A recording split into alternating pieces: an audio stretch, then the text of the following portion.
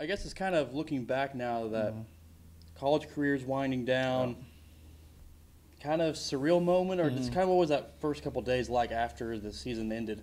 You know, it really's never set in yet. I mean, I'm still sitting here like, okay, I got another season ahead of me, but really, I'm just like, it's over with. I mean, you know, there's not much left for me to do player wise, but there's a couple like little agencies that are kind of trying to, you know, well, they want me to go to camps, want me to do all this stuff, but I think my playing career's over with. My body's telling me to stop playing, and my knees and my back are getting weak. But, you know, after that last game, we you know, our last game we won, so that was a good way to go out. But, um, you know, after that, it kind of was almost like I was relieved, kind of, kind of happy to be not really happy to be done, but it's kind of something hard to explain. Like, you know, you're sitting there, you're like, man, this is my last game ever. But then at the same time, you're like, I don't have to go to practice anymore. I have to go to 2 days. I don't have to work out anymore.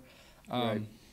So I mean, it was kind of like a sigh of relief. But I know this time, that, you know, next year I'm going to miss it, and you know, I'm going to sit there and have the itch to play football again. But you know, if something does come up, like, you know, arena football or somewhere over in Europe, then, you know, I'll definitely look at that opportunity. But as of right now, I think I'm going to stick to you know, just being a student, being a full-time student right now, and trying to graduate in May, and then hopefully coach here in town next year. So.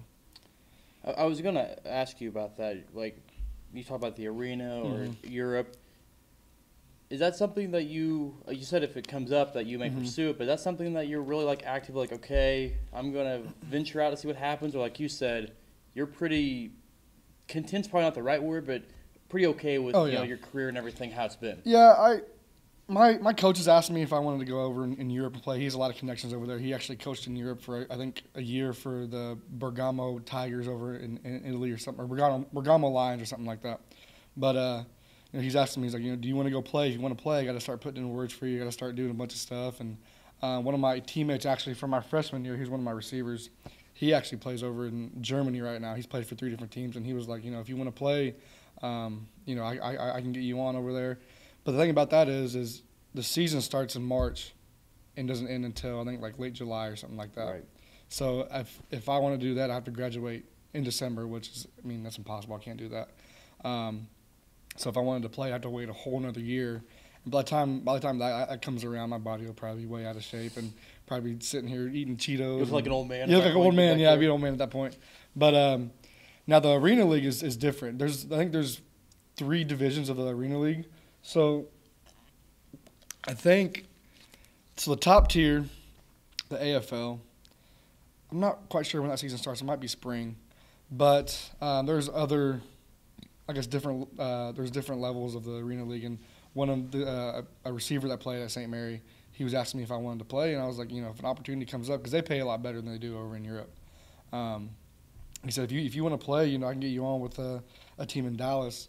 So, I mean, I'm just sitting here waiting for opportunities. I'm not really out here, you know, searching, sending coaches film and stuff like that. But I mean, if opportunity comes up and, you know, it's decent pay and it'll give me a good experience, then, you know, I'll definitely take it. I'll definitely, you know, look into it and just see where that takes me. But as of right now, I'm kind of focused on coaching right now and trying to get my degree. So, is it crazy how your career is trying to kind of unfolded from the north side? You go down freshman year, you're thrown right in the gate at St. Mary's and everything. Now guys are telling you, hey, there's a chance that maybe you can go play overseas, you play arena. It's kind of crazy, I guess, for you to sit back and kind of just look at how everything unfolded. Yeah, now that I sit and look back, I'm, you know, sophomore year, whenever I started at Lafayette, you know, if somebody told me you were going to play college football, I would have never believed them. You know, I kind of always thought I was just kind of an athlete and really didn't, I guess, fit the college football profile. But as the years kind of went on, I think my junior year, I realized that I could really go play somewhere. And then whenever I went to St. Mary, my freshman year, so whenever my coach recruited me, he said, you know, 4th game in, you're going to start. You know, we're going to have a quarterback situation where I think you can fit in and play right away. And so it was actually, I think it was a 3rd game, if I'm not mistaken. It was a 3rd game where I actually went in and started. But yeah, I kind of got thrown in right into the gates and right into the Lions. And honestly, it kind of sucked. I was sitting there, I was an 18-year-old kid. I was like, man, this is terrible. I'm getting beat up every game. I don't know the play still. I'm still sitting here. I don't know some of the guys on my team yet.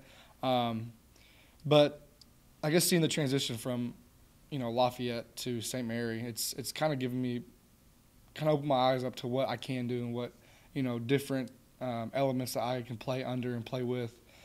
So I guess, yeah, I mean, it's really neat sitting here and, my dad still has tapes of me playing whenever I was in, third, fourth grade, and then Right. he saves them all up. And, I went home actually, when I got home yesterday before I went into work, I sat there and kind of watched some of the tapes a little bit and, sitting there and kind of just smile and kind of reminisce back on the good old times. But no, it's just really neat to sit there and see where I've come from, and just to sit there and kind of give Lafayette a good name and try to give my family a good name as well. So, Do you ever feel like it doesn't seem like it from just kind of talking to you now and beforehand, any regret over anything, or just kind of pretty overall happy like how everything's been able to unfold for you, your family, and everything like that? Yeah. Really, so my freshman year at St. Mary, we weren't very good. We were 3-8. I had a decent year. I threw a lot of interceptions though. That was a big learning year. That was a huge learning year for me. And I was sitting there, and as an 18-year-old kid, which now that I'm a senior now, and I look back at the freshmen that we have now, I can see the resemblance of, okay, you guys are idiots. Like, you guys are right. You guys need to just stick your head in the game, into the school, and It's like the senior freshman. And yeah. So now that I look back at it, I can see why I thought some of the things that I did. I originally wanted to leave St. Mary my freshman year. I was like, dude, we suck, and this is terrible, and we're not very good, and what am I going to get out of this? Well, so me and Coach Osborne kind of sat down and had a few talks together, and decided to stick it out, because what I wanted to do was I actually was going to go to Benedictine coming out of high school. They had like 12 quarterbacks on the roster, and there's nothing bad about Benedictine at all. They're in the playoffs right now, and right. I'm rooting for them. And but I just didn't want to sit behind 12 guys that played quarterback before. Yeah. And I honestly, it kind of sounds selfish. I didn't want to redshirt really. I wanted to kind of come in and play right away. But that was my senior year. I didn't expect college football to be what it was, because going into NAI, I'm sitting there like, okay, NAI is just NAI. I can go and tear it up, and these guys aren't very good. But it turns out those guys are grown men, and they play college football just like everybody else does. I was sitting there, I was like, man, I don't want to be here. I really don't like it here. I told my mom and dad this all the time. I was like, I just want to go. They're like, all right, we'll stick it out this year and kind of see what happens. And kind of as the season went on, I really enjoyed it. So I probably would have regretted it if I would have left. I made a lot of friendships with those guys over the years. So, I mean, just being able to stick it out really kind of helped me. And now, I see freshmen come up and talking to me like, oh, why did you stay? Why are you here? I really want to leave. And I just tell them, like, dude, I was in your shoes, 3 years ago. Right. So just sticking it out actually kind of made me, just gave me a blessing really, just to stick it out and to see kind of where I am now. Because maybe, if it wasn't, if I wasn't at St. Mary, maybe I not would have thrown for 10,000 yards. Maybe I wouldn't have got all conference 4 years or anything like that. So, but yeah, nothing against Benedictine, nothing against St. Mary at all. I was just an 18-year-old kid, just kind of lost. Thought you knew everything. Yeah, I thought I knew exactly. I knew everything. I was real stubborn, real, I guess arrogant, maybe in a way you can say that. That's just kind of natural, isn't it? Oh, absolutely. I remember 18. We all thought we knew everything Exactly, at that point. yeah. So, I guess looking back, do you kind of wish you would have redshirted, or you just like? 'Cause, most people would want to, like you said, you want to come in and play right away. Yeah. Maybe it would have helped you and everything else to redshirt, but the situation wasn't good to redshirt. I absolutely would redshirt now. I go back and I see, okay, my freshman year, I was not ready whatsoever. But that's what I wanted as a freshman. I kind of learned from experiences, not everything you want is what you really need. But if I could go back and do it now, I would want a redshirt, because you get that extra year in the weight room, you get the extra year in the school. Because school itself was challenging for me. Because at Lafayette, I really wasn't challenged enough academically. Then I went to St. Mary, and they have a higher standard, one of the higher standard colleges in the state of Kansas. And I was kind of challenged, so I was, trying to balance football and school at the same time. And I think redshirting would really help me just to kind of see just a different balance, to help me balance it better. So I think redshirting will really get you better on the field and off the field. you spend that year in the weight room, and you're, by the time you're a sophomore, you're already a 20-year-old sophomore. You're a 21-year-old sophomore. So that's what these teams do. Like Benedictine, that's why they're so good. They redshirt all their freshmen. Yeah. Maybe 1 or 2 freshmen get to play, but they redshirt all their guys, and that's why they're in the playoffs. Every single year. So I definitely think I would, if I could do it all over again, I probably would redshirt. Talking to some guys, some ladies that play college sports and everything, and going back through, because I've talked to people about the student athlete term and everything. Take me through what your day was like, because I'll talk to people and they'll be like, yeah, it's weights at 5 a.m. I had to go through this, and this before I can leave the facility. 8 a.m. class. How strenuous was it?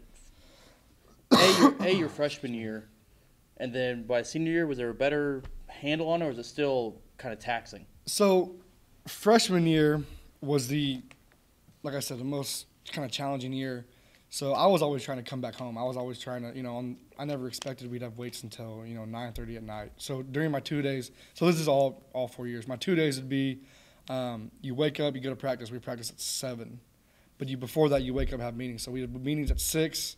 So 6 to 7, we have meetings, and 7 to, I think it was 10, because in the state of Kansas for college, I think it was in the NAIA in college or something like KCAC, something like that, in the conference or the nation. You couldn't have an actual 2-a-day, kind of like how it is in high school. So we'd have a 3-hour practice. Then we'd have a break. We'd go to lunch. We'd come back for conditioning. So we'd have conditioning for an hour. So we'd go 7 to 10 be practice, 10 to 11 be lunch or brunch, and then 11 to noon would be conditioning. And then after that, we'd have weights. So we go right from conditioning to weights. And weights, we go to meetings. Meetings, we would go to film. And then film, we would go to like a team building exercise, and then that'd be done. We'd be done by 10 o'clock, and then have to wake up at 6 the next day again. So we did that for a whole week. That was all 4 years of my 2 days. But as a student athlete, so I think the easiest year for me was probably my sophomore year. Really? Because I was able to see what it was like, so I had a handle on it. But so I'm going to be a teacher. I'm majoring in secondary education and history. So junior year, you start all your observations, you start your practicums and stuff like that. So even though I'm not in the classroom, I have to go out and observe different schools.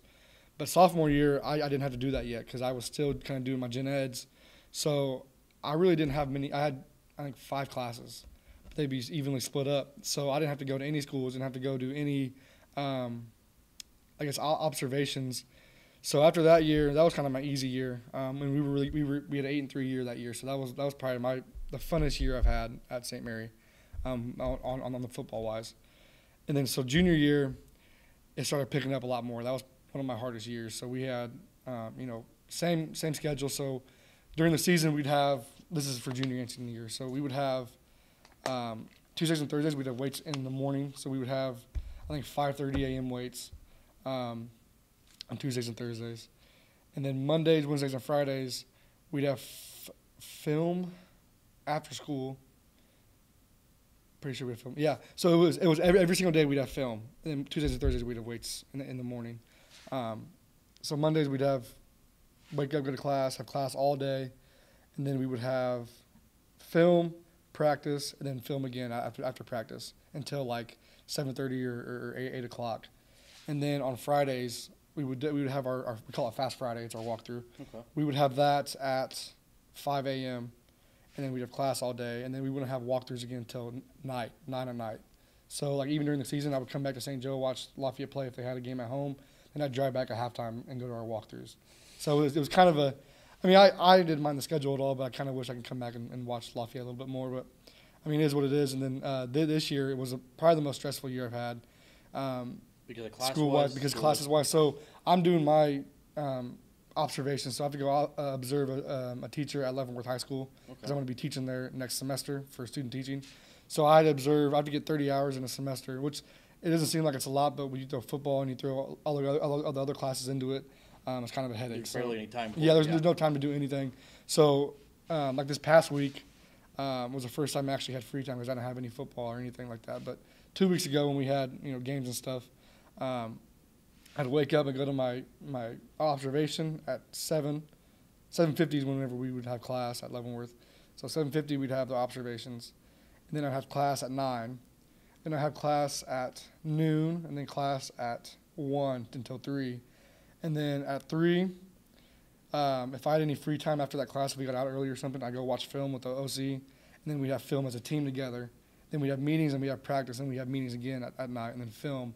And sometimes if I had time, then he would call me back up, and we'd go watch some more film. So, I mean, it's just not really a headache, but it's you hear people talk about the grind. It really is a grind. You have to be structured. Oh, you have to be structured. You have to have, whenever I was in high school, I never had a planner, never had a binder or nothing like that. Right. But in college, I got to have a schedule. I got to, read it every day. What do I have now? What do I have now? So, I mean, it really is a grind, and I'm sure all the, college the athletes that you've interviewed have the same story and stuff like that. But has that prepared you? Oh, I for think the it future, definitely just has. the I think it structure-wise? definitely has. Being a student athlete really has prepared me for the real world. Just having a set schedule and having to be so disciplined with what you're doing. You can't sit there and goof off, because if you goof off one time, you're behind just like that. So I honestly do think that playing sports and being a student has prepared me for the real world and prepared me to be just a good person. Talking about the real world a little bit, you've kind of alluded to it. Plan is to come back up here and help coach up at the north side, Lafayette. Every time we kind of talk, you get Lafayette into the interview and kind of talk about it. Yeah. You have some guys that leave their school, whatever it is, high school, and they don't look back. No, they don't not at all. care. They're gone. Which I get. I mean, if you want to move somewhere else, that's fine. You're really attached to Lafayette and the north side. Why is that? I feel like they've given me so much. I mean, they gave me the opportunity to play football, play basketball, meet so many awesome people.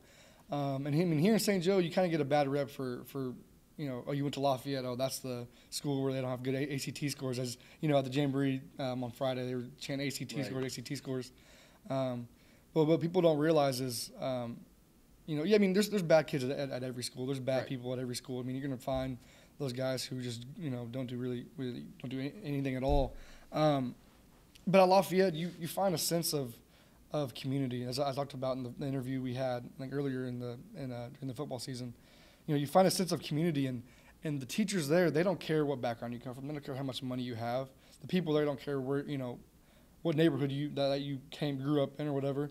They treat you like you're a family. We break off in basketball. I remember we always broke off family on 3, and you sit there and look back and you're like, I actually meant that. I actually meant that. I'm a family, and there's guys I still talk to today that I would give my right leg for. I would give anything for those guys. And just the whole community in general, they don't care who you are. They don't care, oh, you're Drew Cortez, you play football. They treat me just like anybody else. And that's what I love about Lafayette is they don't care where you come from. They don't care who you are. They're always going to be a family. You're always going to have somebody to talk to, have somebody to, if you need a favor, anybody will give you anything you want up there.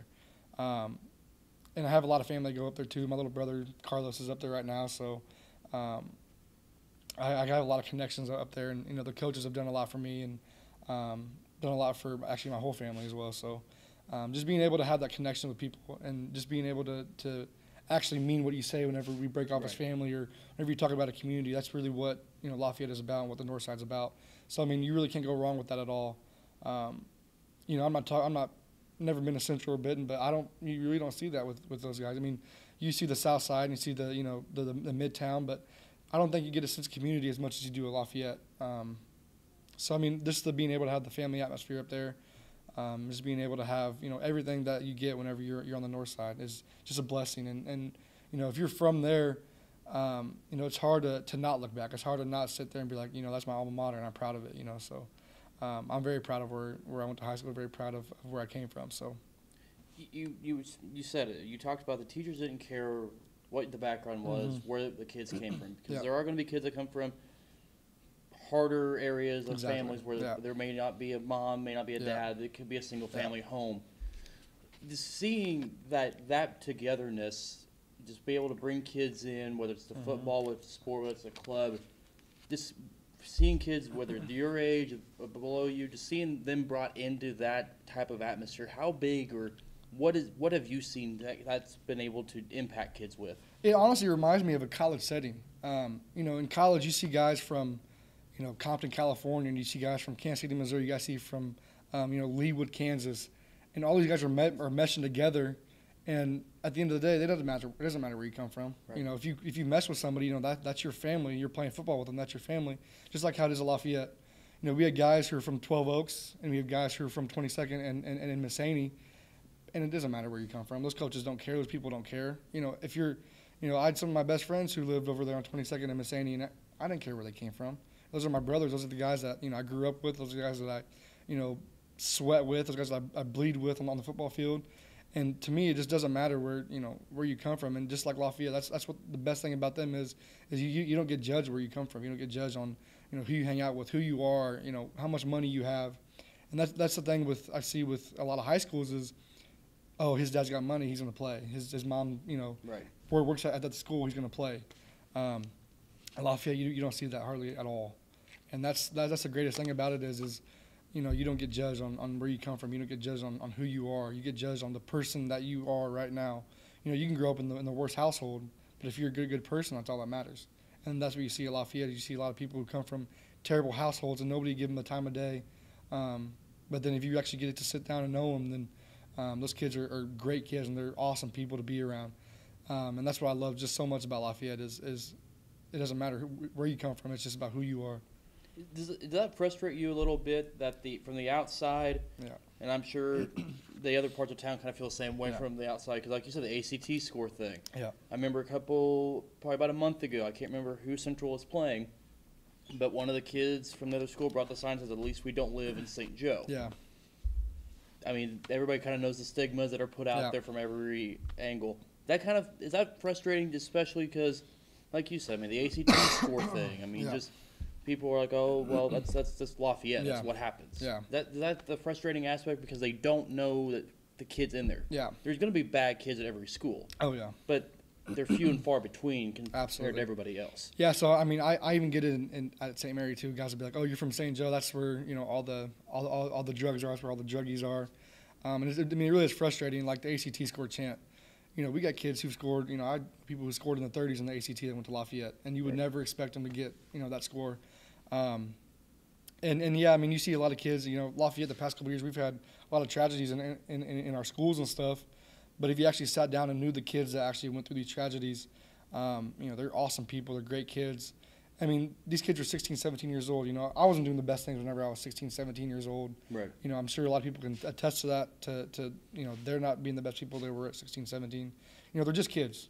And I feel like a lot of adults in St. Joe will judge Lafayette based on what they're doing whenever they're teenagers. You know, they base a lot of, just like a lot of actions off of teenagers, but, you know, they don't look back on what they did whenever they were 16, 17 years old as well. And that really frustrates me is you know, people don't give anybody a chance. You know, they don't give Lafayette a chance at all. You know, you never get the benefit of the doubt. You never get they just don't understand what it's like to go to Lafayette. And you know, people may not believe me when I say that. You know, it's rough. It's a unique place to be, and you know, you don't understand what really fully goes on there unless you actually go to Lafayette and actually go to school and what it's like. And that's the craziest thing is I don't understand how people can sit here and judge Lafayette and you know, talk bad about Lafayette. They've never been to Lafayette. Right. You know, I've never been to LeBlanc or Benton or Central. I'm not gonna talk bad about them. You know, they may have the same problems going on that we do, and I don't know about it. But I'll never sit here and judge a kid based on, you know, where he goes to high school, where he goes to school, where he's from. I'll never judge a kid based on that. So I think the common stereotype for Lafayette is, oh, you go to Lafayette, you're going to be a nobody whenever you graduate. But you know, I feel like people just need to give Lafayette a chance and give us, you know, just give us the benefit of the doubt sometimes. And yeah, maybe our kids may do some bad stuff sometimes, but that's everywhere. You see that Right. wherever you go. But I think that we all need to give Lafayette a chance and give really any kid a chance, really. You know, they're just kids. They're going to make mistakes. I've seen that firsthand from, you know, a lot of my friends and from myself too. So I feel like just kids we need to give kids a chance and not give up on them as easy as possible. You talked about not giving up on the kids. You're going back with a plan to help coach at your alma mater and everything. Absolutely. Pretty much, not pretty much, the same type of tradition still there because you went from Coach Willard Yep. to Coach Hardy to Coach McDowell. And it's 3 coaches, 7 years, but it's the same basic principles. Same traditions, yeah, absolutely. Is that big for the kids up there that Yeah. go to Lafayette, kind of have that sense of togetherness? The change isn't there because change affects every kid, but you're able to keep that group together for so long because it's just kind of next in line coaching wise. Whether Coach Willard took the job as an assistant principal or AD, and then Coach Hardy took assistant principal. The kind of the big thing is kind of keeping them together by doing this. And I tell a lot of people all the time is, Lafayette needs somebody who's either been to Lafayette or been around the school for so long. And that goes back to everything you already talked about. Yeah. You have to know you have to know the kids, you have to know the school. But I do think that's huge, is keeping kind of the same tradition, the same norms of the coaching, like I said, the coaching circle. Those kids only respond to somebody who they actually know. They're not going to sit here and respond to somebody who's never been, from St. Joe or from the school. But I do think it's huge for these kids to, be around somebody that's been around before and know the traditions, because with Lafayette, those kids aren't good with change. Those kids aren't good with, I have to do this differently. Well, Coach so-and-so, last year we didn't do that last year. And so I think, and not saying it has to be, exactly the same, but, some of the stuff that the coaches do are intertwined together, are connected some way, which is, that helps the kids out a lot. And that gives the kids a sense of comfortability. Because Coach McDowell probably did a lot of different things, but they know him. It stems from the same stuff. And Coach Hardy did the same stuff that Coach Willard did. Right. But he just changed a few things up a little bit. And that's the thing about Lafayette. That's what you have to do is, build off of a foundation and then, stem off in your own ways, because not all coaches are going to be the same. Right. So you got to stem off of a certain base or a certain foundation, and then you can change it up to your own personality or your own players or really whatever you want to do. You talk about getting the kids to buy into, if it's a new coach from outside, St. Joe or outside the community. That's tough on both. It's tough on the coach. It's also tough on the kids, because the coach is trying to establish his way, but he also has to be able to get the kids to buy into him. I guess what's your thoughts on kind of that process? Because it can be tough for any situation, whether it's Kansas City school, small town school. Here, it's just getting the kids to buy in and also not losing them because you aren't our last coach that we just had. Yeah, and I think that's, you see teams like Maryville. All of their coaches, if I'm not mistaken, have actually been from Maryville or been from the area or went to Northwest. Excuse me. And that is huge. I think that keeping the traditions alive are huge to getting your players to buy in. If I become a head coach, somewhere, or if I'm eventually down the road a head coach at Lafayette, I'm not going to sit here and change the whole process. I'm not going to sit here and make it uncomfortable for the kids to do something that they've never done before, unless I think it really benefits them. But I'm not going to sit here and change every single thing about the program, because the kids aren't going to buy in because they're not comfortable. And if the kids aren't comfortable, it's going to be hard for them to sit here and see what the outcome can possibly be or what the outcome is going to be. So I think for any program, I think it's a challenge to try to find somebody who's been around the system for a while. That's why Matt Webb at Maryville is doing so good. He went to Maryville, correct? And he went to Northwest Missouri State, or did he go somewhere else? He went somewhere else. He went somewhere else, but he's still from the high school, still from the town. Yep. And that's why they're so good, because he keeps the traditions alive. He keeps, everything that they've had before. He just changed up a few things a little bit, but they embrace the town ET stuff. Exactly. For a while when it was like towny, whether it's St. Joe or Maryville, going to school there, towny. Now then you start seeing the Maryville boys put Northwest. They put the town ET up because they're embracing that culture, and you can see it's working to get them to buy in that sense. And that it's huge for the kids. It gives them a sense of a sense of pride, really. I'm from Lafayette. I'm proud to say it. I'm from Maryville. I'm proud to say it. I'm from Benton. I'm proud to say it. You got to find somebody that is willing to embrace that and willing to not be too prideful and take stuff from other coaches, to take stuff from the past coaches that were there before them. So I think that's huge for the high schools here in St. Joe, especially. What type of coach are you going to be? Are you going to be the calm kind of collective one, or are you going to be the more ready to get on you because you got to do this stuff right, or you don't even know yet? I think I will be the more calm and cool coach, but I think I can get kind of down and dirty when it really comes to it. Because sometimes that's needed. Oh, so yeah, definitely. But I'm not a huge fan of coaches who sit there and scream and yell the whole entire practice, whole entire game, because after that you lose your kids after a while. Right. And this is we talk about this in my education classes. You have to be able to relate to the kids. If you can relate to the kids, you can do anything that you want them to do. If you're sitting here and just not even coming close to what the kids are understanding. So like for my education classes, we talk about try to get lessons or assignments to where kids can relate to it. So like if I want to do an assignment, I can relate it to a song that's popular right now. I can relate it to a type of music that the kids like. Same thing with football is maybe not related to music, but just being able to give kids freedom, being able to give kids kind of what they want in order for them to do what you want them to do. So you have to give up some freedoms there. You have to give up some, some pride as well. As some coaches want to be dictators and you're not going to do this, you're not going to do that. Right. But I think in order to have success, you got to have a balance between both. So I don't think I want to be the coach who screams and yells. And maybe I might be. I don't know yet. But I guess we'll find out. We'll find out soon. Yeah. So I like to stay kind of calm and cool and not really get too worked up unless it needs to come to that. But what's the most frustrating you see from high school football now?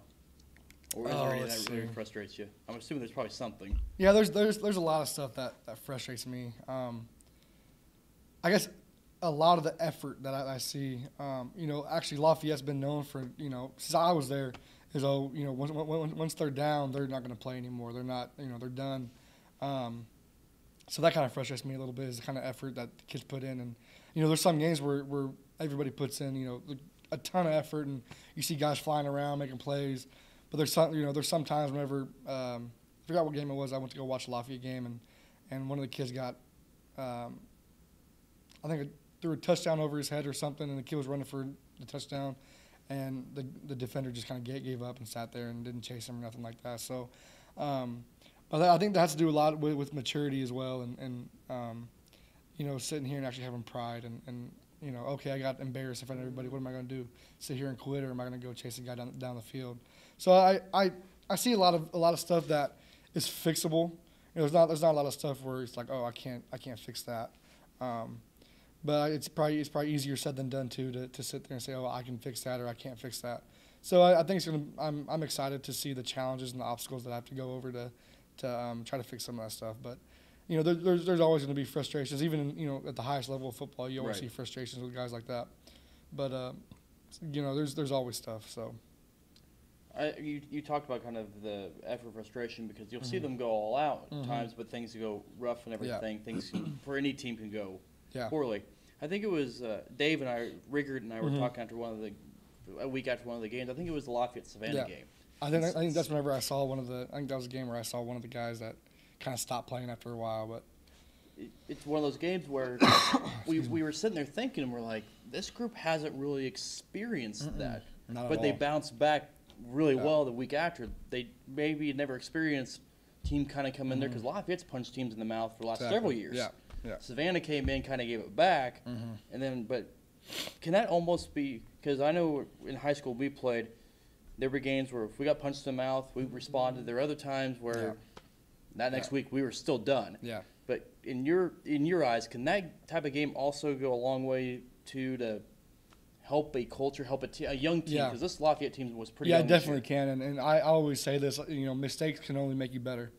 And, getting your butt kicked like Lafayette did against Savannah, that really is going to help them for next year and in the next couple games. They may not see that. They may not see it now because they're so young. It's a team full of sophomores and junior quarterback. A couple seniors, you had Taylor Bledsoe, I think he's a senior. Moses Hicks, he's a senior. But the rest of the team, they're all sophomores, and they're all, really young, and they're all studs. They're all going to be really good in a couple of years. But the thing I see Lafayette most is my little brother Cade. He played Lafayette last year, but he kind of helps out a little bit up there. We talk about all the time is those kids are afraid to get embarrassed if they're putting a lot of effort in. So, I'm not going to say any kids' names, but there's a kid up there who, if he tries really hard at something and he doesn't get it, he gets embarrassed and just folds. And that's the thing with Lafayette is, you see guys who are sitting there and they're trying their butts off and they're trying to, make plays. And if they don't make the play, then they get embarrassed because they're like, okay, I'm actually trying, but I'm not getting anything done. And that's a lot of the problem with Lafayette is a lot of guys don't want to put effort in because they're scared to get embarrassed in front of everybody. And I don't know how to fix that right off the bat. I don't know how to. It's kind of like that human nature. It is. It really is. You try and you keep failing. It's like, why am I still and doing the thing this? with that too is you see that a lot with younger people. Yeah. With especially this generation too. I'm part of the generation as well, where, if I'm going to sit here and try something like a paper in school and I keep getting it wrong, keep getting a bad grade, I'm going to say screwed and not do it anymore. And that's what's wrong with I guess some of the younger kids at Lafayette is, they put effort in and whenever they fail, they just give up just like that. They don't try again. They don't try to work harder. And that's a lot of one of the frustrations that I see is, kids will go, for example, go in the weight room, try to bench press 225. They don't get it. They're done for the rest of the day. They're done, right. They're done lifting. And I was like that in high school as well. And I don't know if it's a Lafayette thing, if it's a high school thing, or what it is, but if they can get over that hump, if Lafayette can get over that hump of I don't want to get embarrassed, that team can soar through the roof. Their expectations are through the roof if they can get over that hump, and that's what I feel like a lot of the problem in St. Joe is with football wise. You have to lift weights. I mean, it's physically impossible to be good at football if you don't lift weights. Right. If I'm sitting here and I'm an offensive lineman, I can't bench over 200 pounds. I can't. Especially when you get to district time, because I know the Platte counties, the Maryvilles, the Smithvilles, yeah. Those guys have amazing weight programs, and you get in the districts and their defensive line is killing your offensive line, their offensive line is killing your defensive line. Go look at the weight room, go look at what does he squat, what does he hang clean, and if you compare those numbers, it's not even close. Platte County will outlift anybody in the city of St. Joe, and I'm not afraid to say that. I'm from St. Joe, and that's what's wrong with the football in St. Joe is the kids in St. Joe don't want to lift and don't want to be good, and then they think they can go out there and beat anybody they want. And so you go out there and you play, the Kearneys, the Smithfields, the Platte Counties, and those weight programs just tear ours apart just because the kids don't want to do it. The kids don't want to lift. And that's frustrating for the coaching standpoint because I'm talking to coaches about that. And what year did you graduate high school? You were 15. 15? Mm-hmm. Okay. So I graduated in 11, so you're just a couple of years younger. But it's still that same generation to where, I don't know, it's like when we would go do something, we'd moan and complain and all that. It just feels different, and I don't necessarily blame kids or anything like that. I mean, things are just different. Things are sometimes easier now because of technology and everything. I think it's kind of, you talk about not wanting to fail. I mean, you look at social media, no one's failing on social media. No. Nobody's failing out there. So, I mean, you talk about, the fact that, you look at what's wrong with it. Yeah. That's hard on the coaches, too, because how do you get to fix this? Because the kids will try, and if it doesn't work just because they're not big enough and there's nothing they can do about that, they're just undersized or you're undersized. I mean, I was 5'8" in high school, so I was not bigger than anybody else out there. So, I mean, that's got to be the frustrating part, too, from the coach's side and everything like that. Like, trying to build it, the kids are trying to buy in, they want to believe, but when they don't get the first couple times, you lose them for a while, and it's hard to get them back. Exactly. And as a coach, you can't lift weights for them. You can't go out and play for them. You can't go out and put in the work at practice or put in the work after practice. You can tell them till you're blue in the face, hey, go lift. We're going to go lift. We're going to go we're going to run hills out after practice. And, you can tell them till you're blue in the face, but if the kids don't want to do it, they're not going to do it. And, to be a successful football team, like we talked about earlier, you got to have them buy in.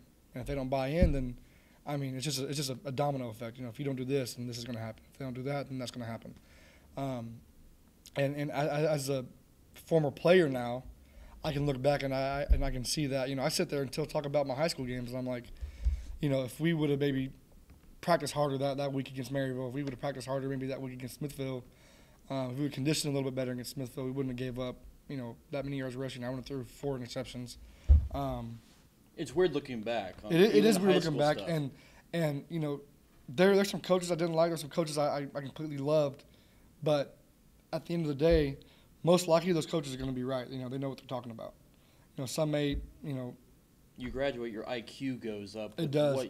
You're like, and it has to do with maturity as well. Yeah. I think, you know, kids nowadays are, you know, they're getting less mature as they get older, if that makes sense.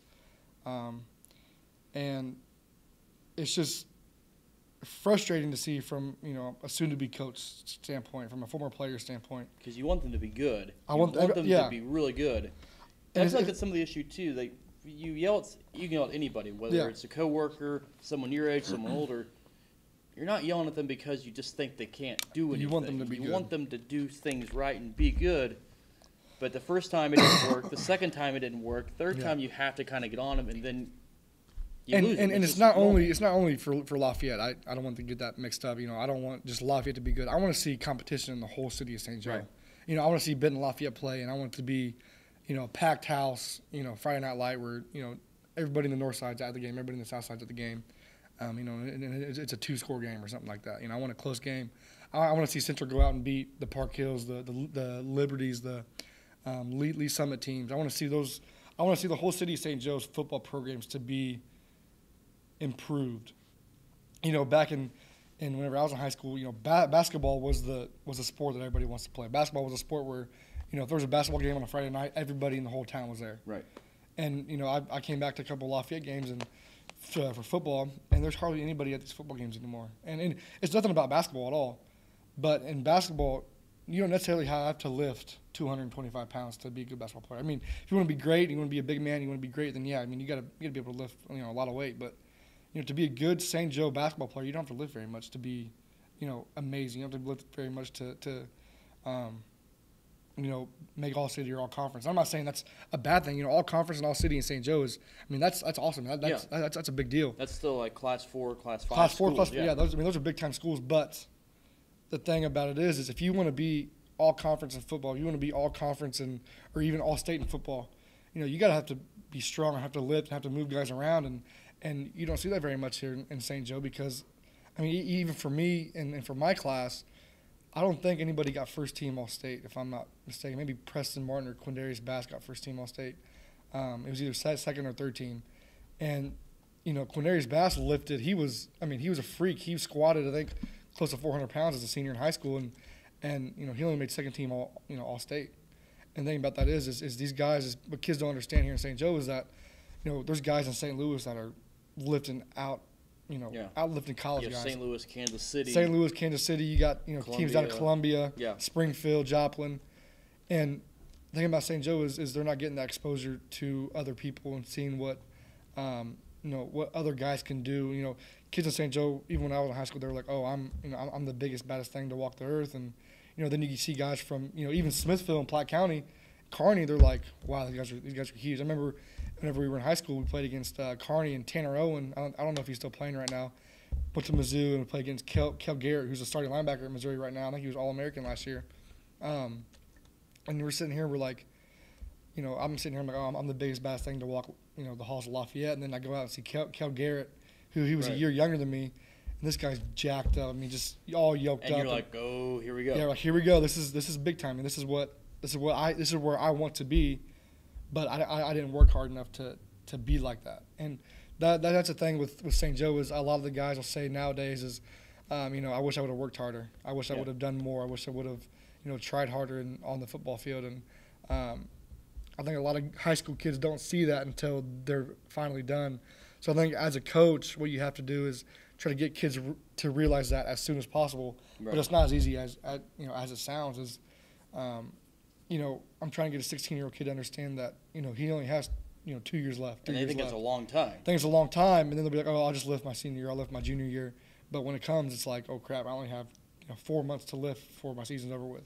And a lot of kids don't recognize that. So, you know, as a coach, you can say and do everything, you know, before, like me, I can sit here and talk about it.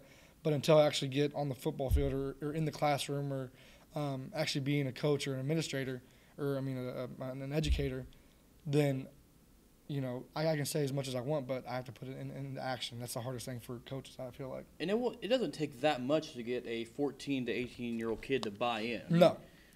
That much confidence right there. Yep. A couple of drives go right, or any sport you're doing, 2 things go right at the beginning of whatever you're doing, you're feeling it for a while. Oh, yeah. These kids, I mean, football jamboree this year, you could see all 4 schools. Yeah. They're feeling it because they're getting success. Absolutely. And they're going. It's just one of those things where they have to do it. They have to believe all the time. And if they do that, like you said, things can get going in the right direction. Oh, yeah. We'll wrap this up real quick, though. Alrighty. Before we go, what are you looking forward to the most about coming back and coaching and everything like that? Just being able to see we talk about this in education all the time, is the aha moment, is the moment where you're telling the kids till you're blue in the face, oh, you got to do this, you got to do that. But until they actually realize it and say, oh, that's what he wanted me to do, or that's why he was telling me that so much, until they realize it, just being able to kind of change a kid's future, change a kid's life. And you're not going to change every player's life or every kid's life, but if you can get the 2 or 3 guys to change their life for the better, that's the best moment. And we talk about it in college football all the time. As I talk to the coaches, and they're like, everybody's telling me to kick this guy off the team and to get him to leave. But once you get that call back from the guy saying he wants to change his life and he wants to do something else, then that's where you guys, as a coach, you feel like you've done something right there. Right. And that's kind of the biggest takeaway from that, is just being able to see the aha moment from players and students like that. So I think that's kind of what I'm looking forward to the most, and being able to help kids, and not just on the football field, in the classroom as well. And I know there's a lot of kids who have the ability to do something, but they don't want to put the effort into. So how am I going to get the effort out of the kids to do something? And that's what I'm looking forward to the most. It's been a tough year for football across St. Joe, but you see the foundation starting to build. Yeah. It's going to be fun seeing you out there next. I appreciate it. Next fall, get out there. So. Thank you very much. Thank you. Appreciate it.